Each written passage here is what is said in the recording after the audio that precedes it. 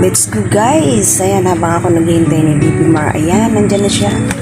So, joyride na naman tayo. Galing kami sa SM, sa loob, kumain. And then, papunta kami sa Pure Gold. Kasi gusto namin kumain ng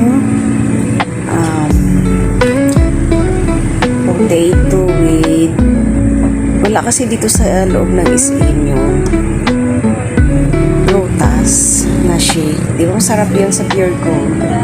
So let's go guys. Samahan niyo pa kami sa aming journey, sa aming rides. Ayan, so palabas na po kami ng SM parking area. Then so malaki naman yung SM Danza. Yan po. So